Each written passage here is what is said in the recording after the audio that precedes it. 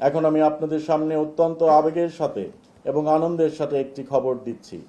সমস্ত জটিলতা, কুচক্রী মহলের প্রতিবন্ধকতা এবং দীর্ঘ প্রতীক্ষার অবসান ঘটিয়ে বাংলাদেশের কোটি কোটি ফুটবল প্রেমী মানুষের প্রিয় ঘর বাংলাদেশ টেলিভিশন আগামী ফুটবল বিশ্বকাপ সরাসরি সম্প্রচার অধিকার অর্জন করতে সক্ষম হয়েছে।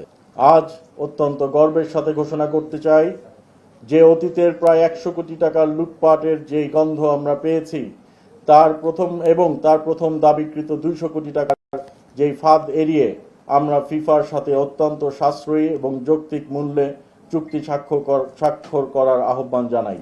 অত্যন্ত স্বচ্ছ প্রক্রিয়ায় এবং বাংলাদেশের নীতিমালার আলোকে এবারের ফুটবল বিশ্বকাপ সম্প্রচারের চূড়ান্ত চুক্তি মূল্য নির্ধারিত হয়েছে মাত্র $3.85 মিলিয়ন, যা বর্তমান বিনিময় হার অনুযায়ী বাংলাদেশের টাকায় প্রায় 47 কোটি টাকার মতো। জনগণের জন্য আনন্দের বিষয় হলো, আমি আবার বলছি, জনগণের জন্য আনন্দের বিষয় হলো এই টাকা বিটিভিকে পরিশোধ করতে হবে না।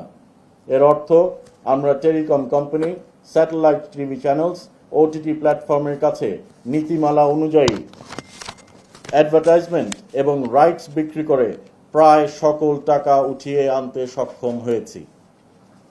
নামমাত্র খরচে বিটিভি ফিফা 2026 খেলা দেখাবে।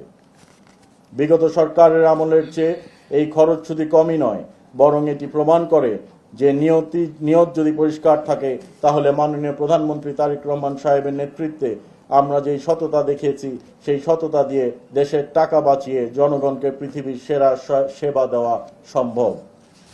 আমাদের উপরে আস্থা রাখুন।